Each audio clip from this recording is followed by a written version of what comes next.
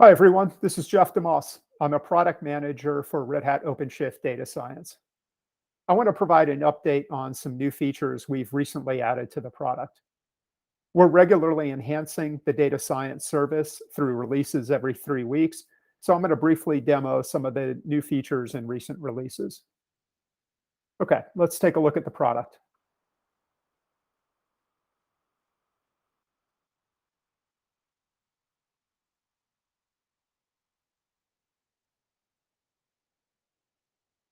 The first feature I want to show is the ability to add custom notebook images.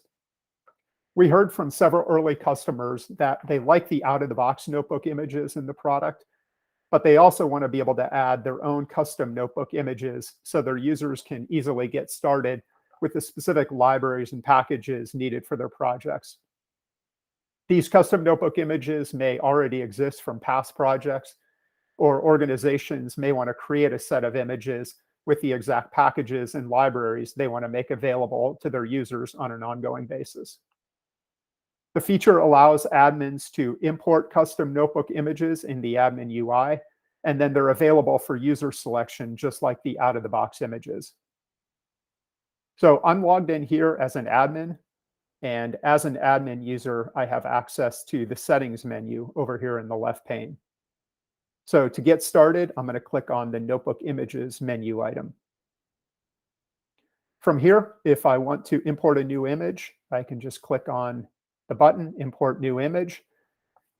And in this dialog, the first step is to add a URL to the repository where the image is stored. So I can do that here. And then from there, I can add some basic metadata, like the name for the image and the description. And then I have the option to add some additional metadata, like the software and the package versions that are included in the custom image.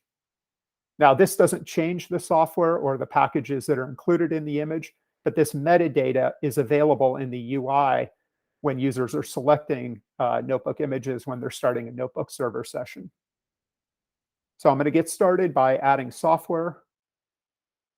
And I'll first say RStudio, and I'll include the specific version and click the check mark.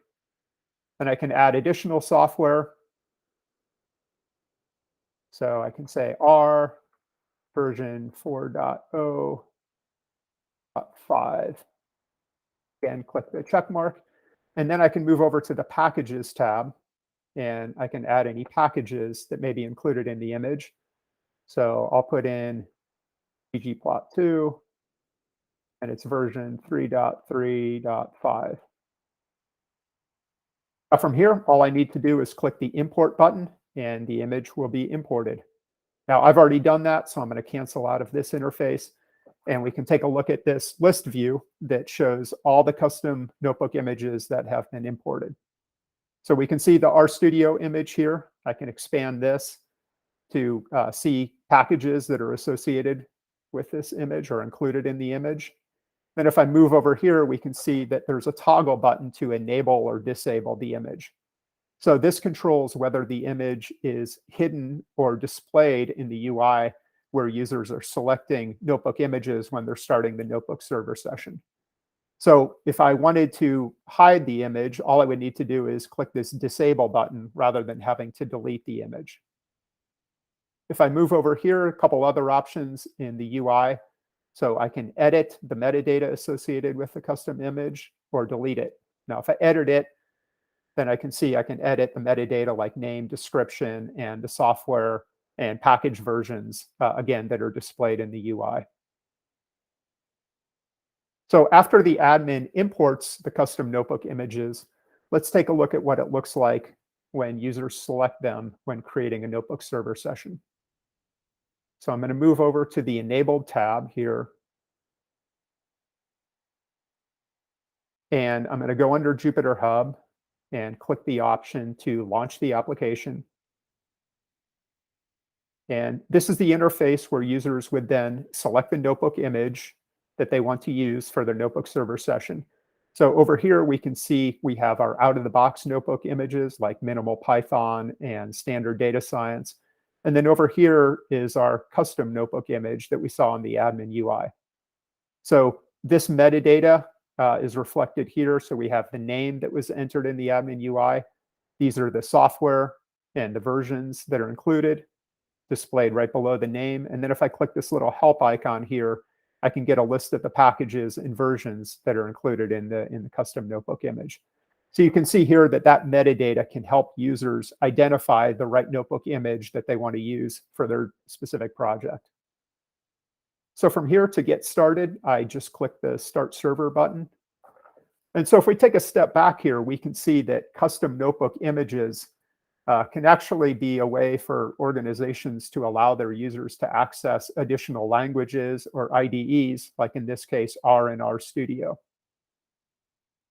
So it's going to take a few seconds here to start up the server. I got a success message, so I should be navigated to the Jupyter Lab interface in just a second here. Okay, so now I'm in Jupyter Lab, and within this launcher pane, I have an option to launch RStudio because I started with my RStudio notebook image. So I can just click that option here, and it starts up RStudio, and I can get started doing my project work. So that's an overview of custom notebook images. I'm going to go back to the main product dashboard and cover the next feature. So the next feature I want to show is a new admin UI that allows admins to configure settings for their cluster users. The settings allow admins to manage a balance between giving users what they need for their notebook sessions and effectively managing infrastructure costs. These settings were also added based on feedback from early customers. So again, since I'm logged in as an admin, I have access to the settings menu, and I'm going to click this cluster settings menu item. The first setting that we see here that we've recently added is PVC size. This refers to the default storage that's associated with each notebook server session that is started. So by default, users are getting 20 gigs of storage, but as an admin, if I want to reduce that, I could just click in here and take it to something lower. For example, maybe if I'm concerned about storage costs, maybe I want to reduce this to something like 2 gig. So you can see here, this is an option that allows admins to really manage the balance between giving users what they need for their notebook server sessions and managing infrastructure costs, in this case, storage. The next option is Stop Idle Notebooks. So this is a useful feature for organizations that want to be able to automatically scale resources up and down based on user demand. So the specific option here allows admins to configure when they want to, if they want to stop, and when they want to stop idle notebook servers. So to stop idle notebook servers, I could just click this option here, and then I specify the time period. So for example, if I want to stop all idle notebook servers after 1 hour, then I could put in 1 hour here. And in this way, it allows the organization to shut down pods with idle notebook servers. And as the pods are then shut down, the associated nodes can be deactivated, and that allows an organization to scale down resources when there's not user demand. So that's an overview of the new admin UI with some settings. I'm going to go back to the main dashboard view. So the next feature I want to show is an enhanced UI for finding resources on different components within the product. Part of the value proposition of the data science product is the integration of open source solutions, other Red Hat solutions, and partner solutions in a central dashboard UI. This includes providing access to resources like quick starts and tutorials for all solutions. So if we take a look at how users access resources, they can click over here to the Resources tab. And so some of the new capabilities that we recently added are additional capabilities around filtering and searching to find specific items of interest. So if I look over here at the left pane, we have some filtering options. So for example, if I wanted to look at resources for Jupyter Notebooks, I could just click on that. I could further scroll down And if I only wanted to look at resources associated with components that are enabled in my cluster, I could just click this enabled option, and it further filters the results. If I look at some of the other filter options that we're providing, so users can also filter by resource type and also by provider. So if I wanted to just look at all resources for Anaconda, I could just click Anaconda over here. And if I scroll down, there's also a filter for provider type, whether it's Red Hat managed, partner managed, or self-managed.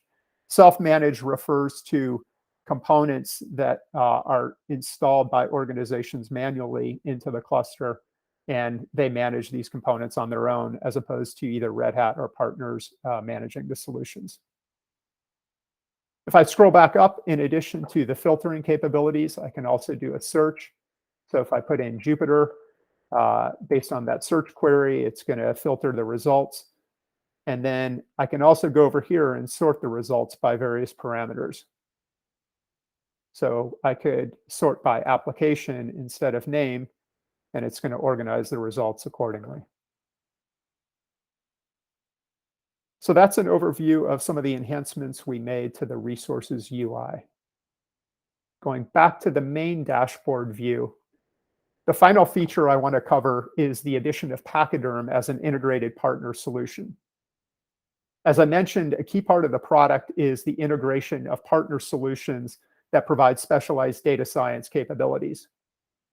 Pachyderm provides data management capabilities, specifically automatic data versioning and data pipelines, so teams can automate some aspects of the front end of their workflows while meeting audit and data governance requirements. Now, when I say it's an integrated solution, this means it's accessible in the product dashboard along with tutorials and other documentation, just like any other component. So if we take a look at what that looks like for Pachyderm, I'm first going to go to the Explore tab, and we can see that we have a tile for Pachyderm. The Explore tab is where users can browse and discover the various components that are available as part of the product. So I can click on the Pachyderm tile, learn more about the solution, and when I'm ready to enable it, I can click on Get Started to start the flow. Now, once the solution's been enabled, it will be accessible through the Enabled tab here. So this is designed to be a central place to access all the solutions that have been enabled in the cluster. For Pachyderm, I could start using it, or I could start looking at a quick start to learn more about the solution. Now, finally, we looked at resources before, just to show the resources that have been added specifically for Pachyderm. If I scroll down under the provider filter, I can click on Pachyderm, and I can see that we have a number of resources to help users get started learning and using the Pachyderm solution. So that's an overview of some of the new features that have been recently added to the data science service. Thank you for watching.